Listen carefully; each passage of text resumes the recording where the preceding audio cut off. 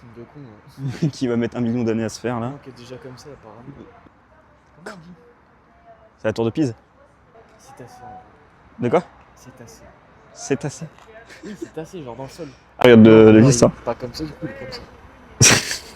Alors, je sais même pas comment commencer. On va dire que du coup la réponse est non, que c'est pas le meilleur daily possible et inimaginable pour 15 000 €, mais que c'est quand même une voiture intéressante à présenter. Du coup, aujourd'hui, on va essayer mon daily, qui est un 640D du coup F13 de 2011. Donc, la série 6 a toujours été une voiture un peu hors de la gamme de chez BMW. Il y a eu 3 ou 4 générations, la génération E24 qu'on appelait la requin, puisqu'elle avait vraiment un style par rapport à toute la gamme BMW qui a un style assez félin, beaucoup plus marine que féline. Donc ça a été un style vraiment déjà très novateur à l'époque. Ensuite, on a eu la génération E63, donc sous la direction de Chris Bangle à l'époque. Et ensuite, sous la direction de Nader, Franck je sais pas quoi, c'est un nom allemand à la con, sort la série 6 du coup F13 sur la base de la série 5 F10. La série 6 à l'époque était vraiment équivalente à la série 5 et jusqu'à celle-ci, où là par contre on passe vraiment un niveau au-dessus de la série 5, c'est-à-dire que par rapport à la gamme générale BMW où la gamme était très diversifiée niveau moteur, on allait du 4 cylindres diesel au 4 cylindres essence, etc. etc. Là, il n'y a rien en dessous de 6 cylindres, il n'y a rien en dessous de 300 chevaux. Et donc ça, c'est la plus petite de la gamme, c'est-à-dire le 640D, donc le 6 cylindres biturbo diesel, qui produit du coup 313 chevaux et 720 Nm de couple. Donc ce qui en soi, pour une voiture de 2 tonnes, n'est pas non plus le plus performant. Mélangé à la boîte du coup ZF8, qui est une des très bonnes boîtes de chez BMW. Donc ce qui en fait un véhicule qui est quand même malgré tout assez performant. On passe les 250 km/h de pointe, un 0 à 100 en moins de 6 secondes. Donc ça reste quand même une grosse GT qui va vite. Donc celle-ci a existé en 3 carrosseries distinctes, donc la F12 en cabriolet, la F06 en grand coupé et du coup la F13 en coupé classique. Les moteurs qui étaient disponibles dessus, donc la 640D en 3 litres diesel, c'est le seul moteur diesel de la gamme. Ensuite, on a eu la 640i avec le N55, donc moteur des M2 phase 1. On a eu ensuite le N63, donc le V8 4 litres 4 biturbo, donc base moteur de la M5 et de la M6 de la même génération. Et ensuite, il y a eu du coup la M6, forcément, jusqu'à la M6 compétition qui allait jusqu'à 600 chevaux. Donc là, pour vous présenter le véhicule, donc on est sur un gabarit qui est en daily drive est plutôt compliqué. On passe les 4,90 m. Pour la génération, pour la version grand coupé, on passe les 5 mètres. 2 mètres, 1,90 m de large pour être précis. Un empattement qui est assez grand, qui fait un peu plus de 2 mètres. Donc c'est pas à utiliser sur Paris par exemple. Dans les grandes villes, c'est un poil compliqué. Mais sinon, quand vous habitez en campagne, milieu urbain, etc., ça peut être très intéressant. Je cherchais depuis un sacré moment parce que je voulais vraiment le max d'options possibles. Alors on est sur la phase 1, donc il y a certaines options qu'on n'a pas, comme l'Apple CarPlay, les sièges ventilés et d'autres aides à la conduite qu'on n'a pas trop. Mais celle-ci est déjà très correcte niveau options. Déjà on a l'accès keyless, c'est-à-dire là j'ai la clé dans la main, la voiture s'ouvre. On a un intérieur en cuir qui est d'une qualité assez propre. Pour avoir eu du coup une série 3 E46, donc ça va être mon comparatif pour aujourd'hui, on a des cuirs qui sont d'une qualité vraiment meilleure. Après sur une voiture qui était disponible à l'achat à partir de 95 000 €, on espère avoir des bons cuirs. On a du coup les sièges dans toutes les positions. Ensuite, on va avoir donc un volant cuir, pareil, de très bonne qualité, même s'il a un peu vieilli. Ensuite, comme option très intéressante que tu adores, Charles-Henri, on a le système son Bang & Olufsen. Donc système son qui est bien au-dessus du Harman Kardon, disponible à l'époque à 700 € le Harman Kardon et 5 000 € le Bang & Olufsen. C'était vraiment dans les meilleurs systèmes son qui se faisaient à l'époque. Là, même à l'heure actuelle, c'est un système son qui est encore très correct pour ce que c'est. Peut-être 2011. Le système son est encore plus qualitatif que certains systèmes son 2026. Pour travailler dans la location de voiture, pour comparer pas mal de systèmes son, je peux vous dire, c'est un des meilleurs. On ne pourra pas le tester pour des raisons de droit YouTube, bien évidemment. On va avoir ce magnifique toit panoramique entrebâillant et pas ouvrant. En fait, il ne s'ouvre pas plus que ça. Une maladie à surveiller, je vais en profiter maintenant. Je vais faire mon commercial. On a des joints ici. De toute façon, on va faire un tour des maladies générales de cette voiture. Des joints ici qui prennent la chaleur, qui craquellent avec le temps. Et donc, du coup, à terme, ça peut créer des fuites d'air et des fuites d'eau. Même si ça reste assez rare pour le coup. Et on a eu de la pluie, on a eu de la neige, etc. Je peux vous dire que j'ai pas eu une seule fuite pour le moment. C'est pas un problème vital pour la voiture. Ensuite, en autre option très cool qu'on a sur ces années-là, on va avoir l'arrivée du soft close. Quand vous avez des connards de potes qui ne ferment pas bien leur porte, plutôt que de descendre la vitre, de lui demander de refermer sa porte. Voilà, option gadget, mais très cool. Motore, le magnifique 6 cylindres diesel N57 D30B. Donc le fameux 6 cylindres 3 litres diesel biturbo. Alors c'est plus précisément un twin turbo et un biturbo. Il y a une différence entre les deux que moi je ne saurais pas expliquer. Mais de ce que j'ai compris, un biturbo, tu as vraiment deux turbos distincts, un plus petit, un plus grand pour les hauts et les bas régimes. Et le twin turbo, tu vas plus avoir deux hélices sur un même turbo, enfin bref. Twin scroll. Twin scroll. Enfin, ouais, ils avaient noté twin turbo. En fait, twin scroll, c'est une technologie de monoturbo qui fait l'avantage des deux. D'accord, ok. C'est de la merde. Moteur qui a des maladies, notamment sur les coussinets de bielle et sur les tendeurs de chaîne, qui du coup à terme cassent la chaîne. Alors c'est des problèmes qu'on voit souvent sur les 318D, 320D en N47. C'est des problèmes à surveiller. La chaîne, on peut l'entendre quand elle commence à vraiment s'user. Là pour celle-ci, l'avantage des séries 6, c'est que vu que ce n'est pas des voitures qui ont une consonance sportive, elles ne sont pas faites pour être utilisées sur piste. C'est un moteur qui est plutôt bien utilisé en général et c'est ce qui fait que ça leur rend le moteur plus fiable. Il y a toujours à surveiller.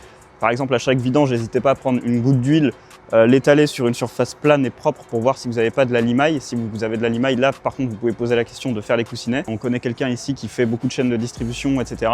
Faut compter en moyenne 2000 € chez un spécialiste. Chez BMW, ça va vous coûter 5000 balles facilement.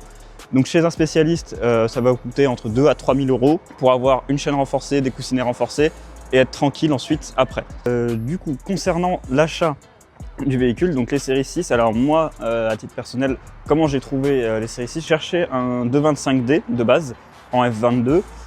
Mais je cherchais quelque chose, vu que je mettais un certain prix, je cherchais quelque chose avec des options, donc les sièges chauffants, les sièges électriques, le toit ouvrant, la sono correcte quand même. Souvent, si vous cherchez un 225D, même un 220D ou un 220i, etc., ça va vous coûter entre 18 et 19 000 €. Et encore, vous n'avez même pas toutes les options. Donc je regardais après les séries 3, je regardais les séries 4, grand coupé ou coupé. Pareil, en fait, autour de 20 000 €, vous allez avoir des autos qui vont avoir entre 150 et 200 000 km, mais par contre elles vont pas avoir toutes les options. Donc du coup je cherchais et je suis tombé sur les séries 6, je regardais par pur hasard et en fait quand on prend la moyenne, c'est le véhicule le mieux optionné pour un prix bien inférieur. On va voir pourquoi le prix est bas. Pour ma part, j'ai payé celle-ci 14 000 €. Alors avec la carte grise, on arrive à 14 500 €, à peu près 500 €, 600 € de carte grise en fonction du département où vous êtes. Voilà, ça reste un prix quand même très juste pour ce que c'est. Pourquoi ça coûte pas cher? Tout simplement parce qu'on va avoir des périphériques qui vont coûter par contre une fortune. Sur les pneus à l'arrière par exemple, on est sur des dimensions, alors celle-ci est une propulsion, on est sur du 275-35-19. Il y a des Porsche qui ont des pneus beaucoup plus petits que ça. Donc ça reste des tailles de pneus qui sont quand même assez énormes, sur du Michelin Pilot Sport 5 ou Pirelli P4S ou je sais plus quoi. Bref, sur des pneus haut de gamme, on est au minimum à 500-600 € les deux pneus à l'arrière sans montage, sans rien. En fait, c'est des pièces qui coûtent une fortune. Ne serait-ce qu'un triangle, ça va être 1500 à 2000 €. C'est pareil, c'est par côté. Bref, tout coûte cher. J'avoue que quand je suis allé la chercher, on a eu quelques problèmes entre guillemets. Alors les gens étaient très sympathiques, hein. En même temps, on arrive avec un gros chèque. Mais on a eu les pneus à l'avant qui étaient montés à l'envers. Le soft close marche que côté conducteur, c'est un peu l'arnaque que je vous ai fait. Côté passager, c'est un peu plus compliqué, il marche moyennement. Qu'est-ce que j'avais d'autre? J'avais les pneus à l'arrière du coup qui étaient de 2010 pendant que la voiture est de 2011, donc ce qui est en soi pas logique. C'est à peu près représentatif de ce que vous pouvez trouver sur le marché de l'occasion sur tous les 640D. Alors après, il y a des séries 6 qui sont magnifiques, qui sont dans un super état. Mais comptez pour un full entretien BMW, avec un vrai suivi, dans un très bel état, comptez au minimum 22 000 € en moyenne, surtout si vous voulez une génération 2015-2016.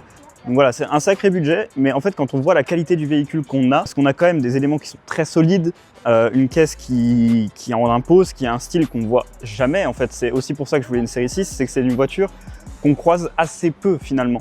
On croise beaucoup de série 5, mais vu que celle-ci elle sort vraiment de la gamme, elle avec vraiment une gueule différente, assez impressionnant et plaisant à avoir. Enfin, tout un environnement d'éclairage, de l'éclairage qui est assez orangé finalement. Les enceintes Bang & Olufsen qui s'allument, ça fait partie aussi de la justification du prix de l'option à l'époque. Donc on verra pas ça tout de suite parce qu'il fait jour, mais je vous montrerai des plans de nuit bien évidemment pour vous montrer ça. Le seul désavantage, c'est qu'il y a quand même quelques bruits de craquement. En fait, moi j'ai remarqué ça vu qu'elle a pris un peu le jour, elle a pris un peu le soleil avec les canicules qu'il y a eu récemment. Et en fait, dès que l'environnement de la voiture se rafraîchit à l'intérieur, on va avoir des craquements de plastique, etc. Mais globalement, la caisse tient bien, les plastiques vont bien. Le cuir étendu sur toute la planche de bord est magnifique et tient. Maintenant, on n'a plus qu'à les rouler, hein. Il n'y a plus qu'à aller faire un petit essai. Donc on se retrouve tout de suite du coup pour faire l'essai. Mise à feu de l'engin. Alors déjà pour commencer, on va éteindre ça. Le start and stop, c'est la pire merde qui ait pu être inventée sur ce véhicule. Environnement à bord, donc on est sur une finition avec en option donc le cuir étendu de la console centrale jusque la coudoir, etc. On a des rangements partout.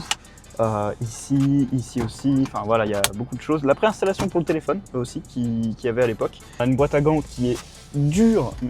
On a l'impression de la casser tous les jours. On a quoi? On a la climatisation bizone. Alors la quadrizone, forcément celle-ci ne l'a pas parce que la quadrizone était surtout réservée pour la grand coupé.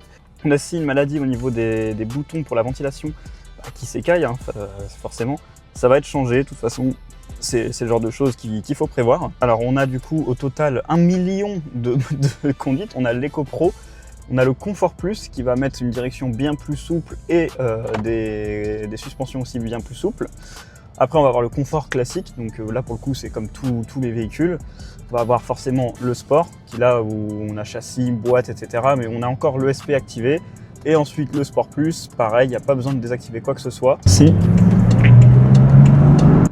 Alors à l'intérieur, hein, vous attendez pas non plus à un son d'une hyper sportive parce que ça reste un gros mazout quand même. Ça va faire un son qui est quand même assez agréable, c'est un bon velouté où voilà, on va se sentir emporté, mais ça va pas être le son d'un V8 non plus. C'est pour ça qu'on vous a pas fait écouter le son à l'arrêt parce qu'il n'y a aucun intérêt au final de faire écouter ce son là. Et comme je disais, pardon, on est sur un véhicule qui est assez grand, 4,90 m, 1,90 m de large, mais ça va. Pour moi, où c'est mon daily, à partir du moment où vous rentrez... Oh, c'est bon.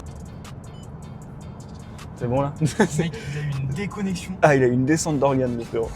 Donc le gabarit en soi est utilisable au quotidien parce que on s'habitue, il faut être au courant que le capot est grand. Le capot fait 1,43 m, donc un tiers du véhicule finalement. Donc, en soi, il faut juste prévoir qu'à l'avant, ça va être long. Vous allez avoir les radars à l'avant, radars à l'arrière. On a aussi 3 types de caméras. Caméra de recul classique, caméra semi-360, il l'appelait 270 à l'époque. Et on va avoir aussi une caméra latérale en fait. Et il faisait pareil sur les SLS AMG pour justement avoir un visuel sur ce qui vous arrive du côté droite ou du côté gauche. Donc voilà, en termes de conduite, c'est très souple. Pour avoir fait, et c'est d'un confort, enfin, ça reste une série 5 recarrossée finalement. Donc c'est une grosse bourgeoise qui va vite. Et qui est très confortable, c'est un vrai canapé roulant. Ça avale les kilomètres d'une puissance, c'est assez impressionnant. À savoir, on va vous mettre directement en direct sans tricher la consommation mixte du véhicule. Donc on est sur 7,4 litres de moyenne. On a un réservoir qui fait 70 litres. Quand j'ai dû faire mon premier plein avec l'essence à 2 €, j'avoue que j'ai un peu sué. Mais quand vous êtes en mode sport, vous passez une semaine en sport à taper des pointes tout le temps, vous pouvez facilement faire 500 km d'autonomie, ce qui en soi est très peu, c'est-à-dire à quel point la consommation est énorme. Par contre, si vous êtes en usage moyen mixte, à faire des petites pointes de temps en temps, en vous insérant par exemple, et ensuite maintenir un rythme assez calme, vous pouvez facilement faire plus de 850 km avec un plein. Et si vous cherchez vraiment l'économie pure, vous restez en EcoPro toute une semaine, ce que je ne conseille pas parce qu'en fait la voiture va s'encrasser au bout d'un moment, mais pour l'avoir fait, vous dépassez facilement les 930-940 km d'autonomie, ce qui en soit pour une voiture de 2 tonnes et 300 chevaux est quand même assez impressionnant pour ce que c'est. On va se mettre en boîte séquentielle, on va se mettre juste en sport classique parce qu'on n'est pas là non plus pour perdre le permis. On a une... Ouais. Ah ta gueule. L'avantage de la ZF8 aussi, c'est qu'on a une boîte qui répond mais d'une façon, là je passe les vitesses, on les sent même pas, sincèrement. On les sent un peu en mode sport, mais je pense que c'est limite fait exprès, vu qu'on a besoin de s'en servir. Putain! C'est bon, déconnexion.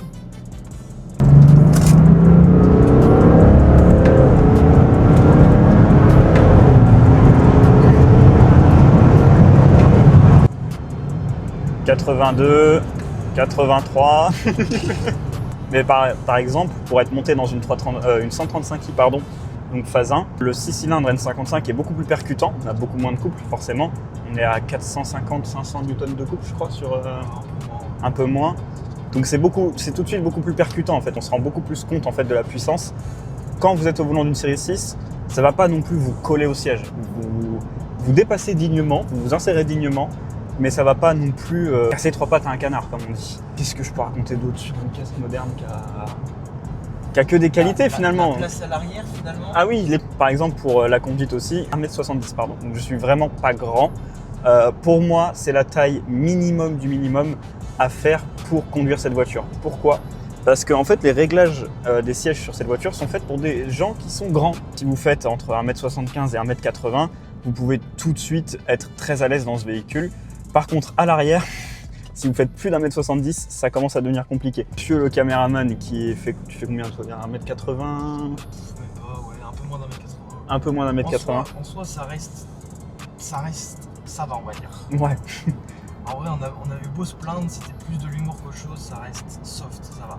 Ouais, c'est pas non plus un enfer. C'est ça, mais il Par était contre, là. Ouais, au-dessus d'1m80 et 100 kg, ça commence à être compliqué. Ouais, ça commence à être vraiment tendu. Après, ce qui paraît logique pour des places arrière, j'ai envie de dire, mais bon. Après, c'est sûr que vous voulez du confort et de la place. Si vous voulez vraiment une série 6, prenez un grand coupé. Si vous emmenez beaucoup de gens, etc. Moi, je l'ai pris parce que en usage quotidien, je suis tout seul. Au mieux, on est 2. Donc voilà, on n'est pas non plus énormément. Donc forcément, tout de suite, c'est un faux problème finalement. Est-ce que ça en fait le meilleur daily? Pas forcément, parce que c'est un daily qui est quand même assez déraisonnable pour ce que c'est. Mais si vous êtes un peu passionné, que vous voulez une belle allemande qui change un peu, vous pouvez foncer sur la série 6 sans problème. Il faut juste savoir que niveau finance, ça va vous coûter cher. Ça fait un peu des bruits dans tous les sens, même si ça va, ça reste un univers qui est assez calme. Le N57 vous surprendra de voyants moteurs qui viennent et qui disparaissent. Alors moi, je sais que je l'ai là, mais du coup, c'est la sonde du FAP qui déconnerait apparemment. Donc c'est une sonde à 80 balles. Je ne l'ai pas encore fait, ça viendra. Mais sinon, c'est un véhicule qui, globalement, est fiable. Et vu que c'est des voitures qui appartenaient à des gens assez fortunés à l'époque, forcément, les gens qui ont acheté ces véhicules-là, 100 000 € neufs, ils avaient un peu de sous et généralement, ils en prenaient soin. Donc au final, on se retrouve avec des occasions qui sont vraiment très intéressantes pour le moment. Alors après, à mon avis, avec le diesel à 2 € le litre, les 640D ont dû prendre une décote, c'est assez compliqué à vendre. Et bordel, on a des options de fou furieux. Pour avoir fait la liste des options, l'achat de la voiture m'a coûté moins cher que les options que le gars a pris à l'époque. C'est-à-dire qu'il y a pour plus de 15 à 16 000 € d'options, je crois, sur la voiture. La voiture, vous la touchez à 14 000 €. C'est impressionnant. Est-ce que c'est une voiture que je conseillerais? Moi, je serais tenté de dire que oui. Si vous avez des potes mécanos, hein, ça peut être toujours intéressant parce qu'on ne sait jamais. Et si vous avez un peu de pécule pour vous dire, bon, si elle tombe en panne, ça va, je suis pas trop problématique. Niveau assurance, ça s'assure plutôt facilement. Comptez entre 100 à 120 € par mois, on va dire, grand maximum du maximum. Si vous avez un modèle récent, en fonction d'où vous habitez, etc. En plus, alors déjà, j'ai pas de nom de chaîne, je sais même pas comment je vais l'appeler. J'ai rien du tout. Pour en conclure, est-ce que c'est le daily parfait? Non, toujours pas. Ce n'est toujours pas le daily parfait, mais c'est drôle. C'est un daily qui est quand même pratique et utilisable au quotidien. On a de la place partout. J'ai pas fait le volume de coffre en me mettant dedans parce qu'il y avait du bordel, mais il y a du coffre, ça je peux vous l'affirmer. Oui, tu es quelqu'un, Ouais, vraiment. Après tout, c'est série 5, série 7, même combat. Il faut un coffre assez pratique pour ranger les cadavres. Pour conclusionner du coup cette magnifique première vidéo, en tout cas j'espère que ça vous aura plu. La série 6, est-ce que c'est un bon achat? Oui, en soi. Globalement, c'est un bon achat. Faites attention quand même, faites des cartes verticales, prenez des modèles avec assez d'options pour que ce soit quand même revendable dans l'état, parce qu'il y a beaucoup de série 6 qui se retrouvent avec des configs vraiment nuls, avec très peu d'options et c'est infernal. Et souvent, c'est celles qui sont vendues malheureusement le plus cher. Faire attention à tout ça, mais bien réfléchi, c'est un achat qui au final est plutôt malin. C'est un daily qui est assez exclusif, assez particulier, assez original finalement. Donc voilà, en tout cas, j'espère que cette vidéo vous aura plu. Est-ce que j'en ferai d'autres? C'est le projet au final. On va essayer de vous essayer pas mal de voitures. J'aimerais bien vous faire des guides d'achat aussi pour tout ce qui va être véhicule d'occasion, etc. Quoi acheter, pas quoi acheter. Ce qui est raisonnable, plus déraisonnable, mais envisageable, ce qui est vraiment à fuir. Après, expliquer de la mécanique, moi je le ferai pas, c'est pas mon délire. Et voilà, et j'espère vous présenter d'autres véhicules prochainement, que ce soit des véhicules simples et basiques, hein, ça peut être de la classe A, pas KMG, comme d'autres voitures allemandes. Ça va être surtout beaucoup d'allemandes, parce qu'on aime bien les allemandes, hein. Finalement ici on est des anciens Bosch. N'hésitez pas à mettre des commentaires, à partager, à vous abonner, et puis on se retrouve du coup dans une prochaine vidéo. Et à bientôt.